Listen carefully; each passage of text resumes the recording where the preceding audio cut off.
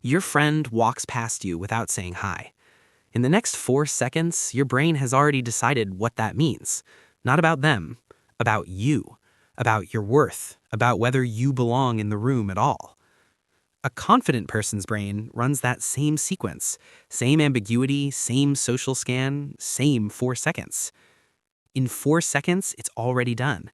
You didn't choose it, you didn't notice it, it just ran.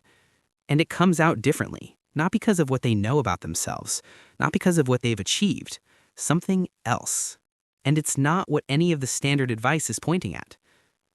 The standard assumption makes sense on the surface. Insecurity is low confidence, a gap between who you are and how you see yourself. And the fix is to build the good evidence up until the gap closes. Affirmations, focus on your strengths, fake it till you make it. Here's where it breaks down.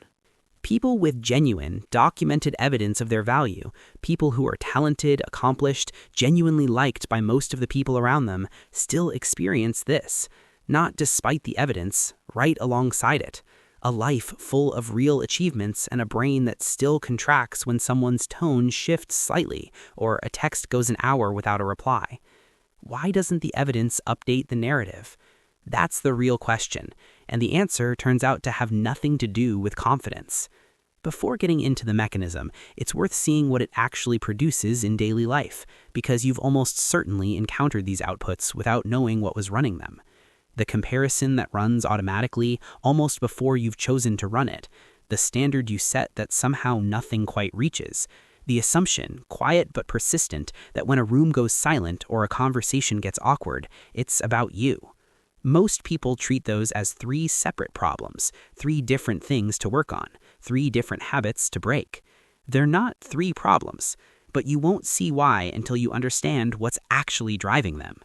When you dig into the psychology here, not the surface behavior but the mechanism underneath, a completely different picture emerges. Insecurity isn't a confidence gap, it's a belief protection system. Your brain installed a story about your social worth, probably from evidence that was thin, incomplete, or just wrong. And then it did something very specific. It stopped treating that story as a hypothesis and started treating it as a fact, a fixed reference point, a filter through which every new social experience gets processed. The system isn't broken. It's working exactly as designed. It's just protecting the wrong story. There's a well-documented pattern in how beliefs about the self persist. Researchers gave participants false feedback about their ability on a task.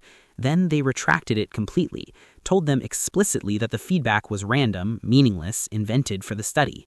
The participants knew this, and they still continued rating themselves based on the original false feedback. Not weakly, not in a residual way, actively and persistently. Here's why.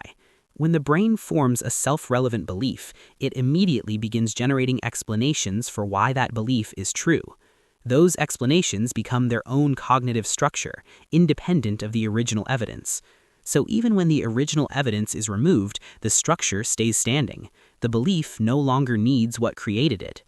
Whatever story your brain installed about your social worth, from a classroom where you were excluded, a home where approval was conditional, a moment of real rejection at exactly the wrong age, that story didn't stay as a memory. It became a filter. And then your brain built a curated archive of evidence that sustains the original conclusion, regardless of what's actually in the room. This is why a genuinely warm interaction doesn't update the narrative. It gets processed as the exception, cross-examined, quietly set aside. They were just being polite.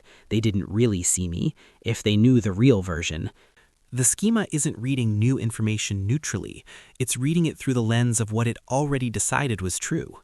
Your brain isn't looking for truth, it's looking for confirmation.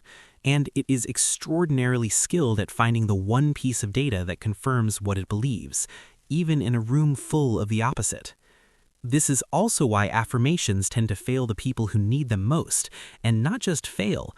Research consistently shows that for people with genuinely low self-worth, positive self-statements make things measurably worse, because the schema hears the affirmation as a contradiction, and it responds by defending itself. The positive thought triggers a counter-movement, a flood of "but actually."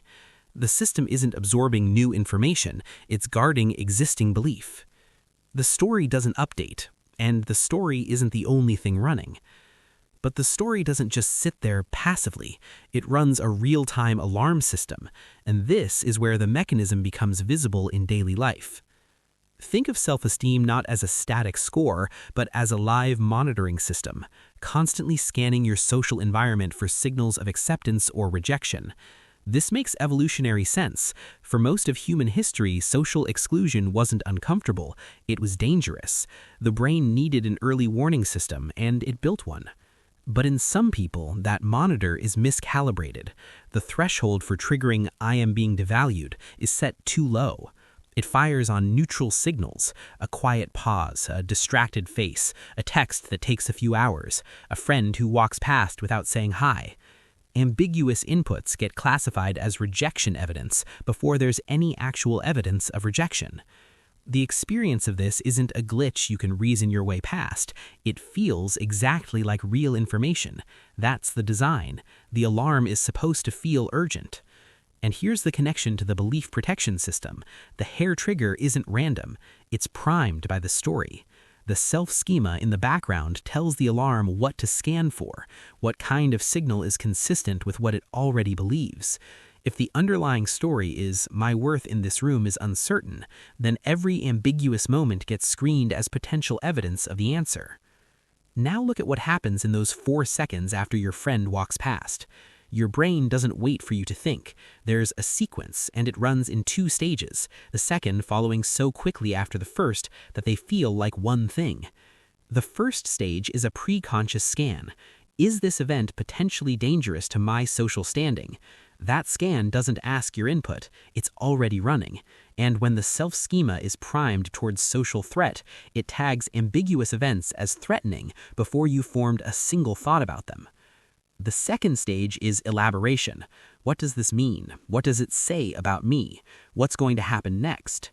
And this elaboration has a powerful pull toward the story the schema already holds. "They didn't see me" is available. "They didn't want to see me" fits the existing data better. The interpretation narrows. By the time the emotion arrives, that particular quality of smallness, the story is already complete. The emotion isn't the beginning of the sequence, it's the end of one you didn't consciously participate in. And this is why the intervention can't be aimed at the emotion. The emotion is downstream of everything that matters. The story created the alarm delivered fresh evidence, the evidence fed the story, and by the time you noticed any of it, you were already mid-conclusion. But here's the piece that almost nobody talks about, and it's the piece that makes everything snap into focus. Go back to the 3 things you recognized earlier: the comparison that runs automatically, the standard nothing quite reaches, the quiet assumption that when something goes wrong in a room, it's probably about you. Those aren't 3 separate habits you developed.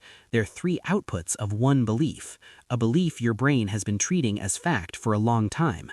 My worth is conditional. It depends on how others are evaluating me right now, and the evidence is never quite conclusive enough.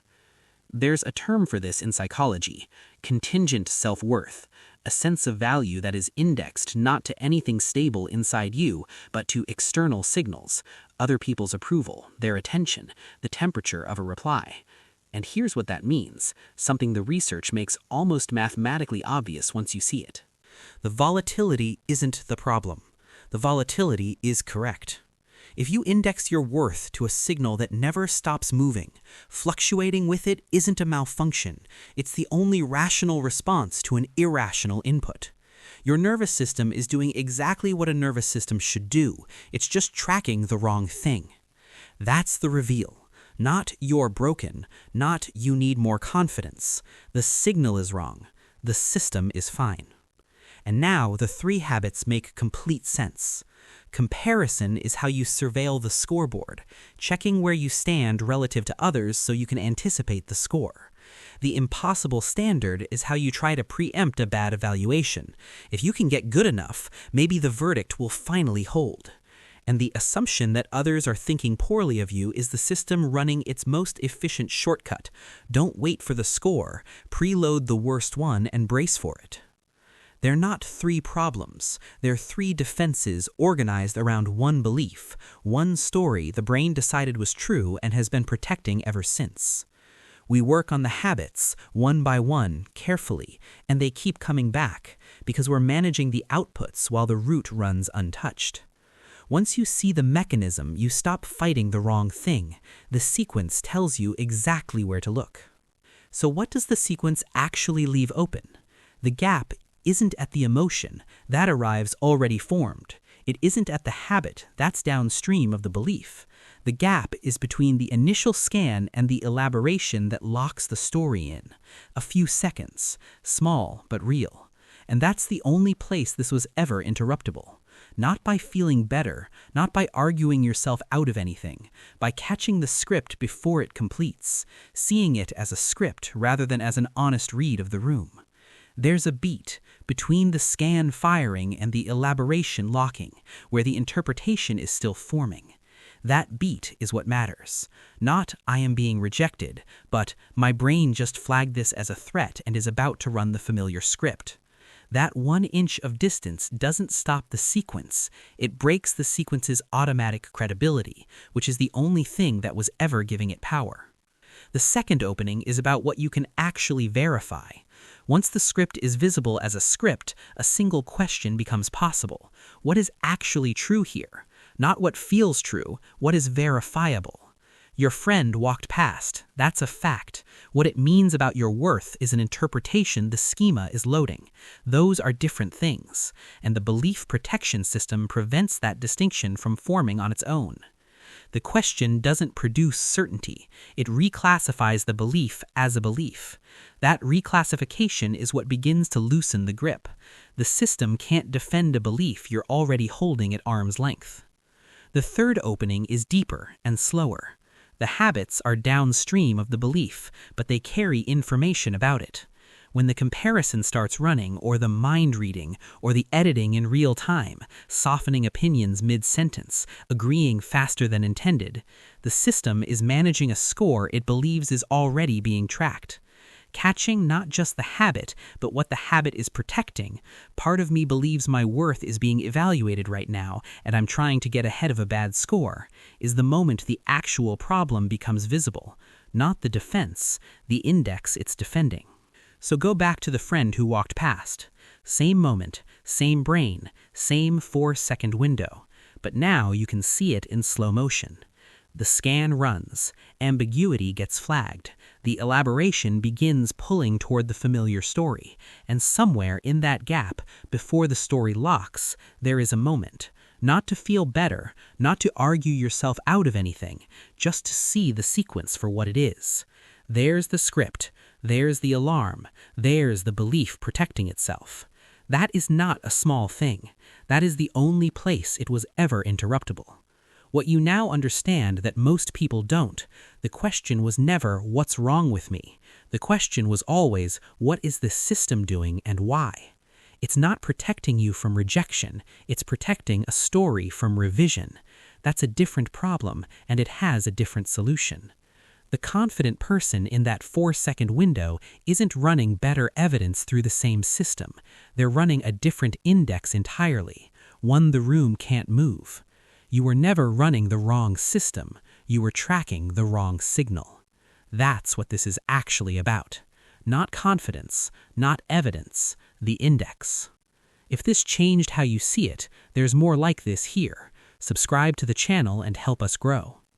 This is the Better Version Project. I'll see you in the next video.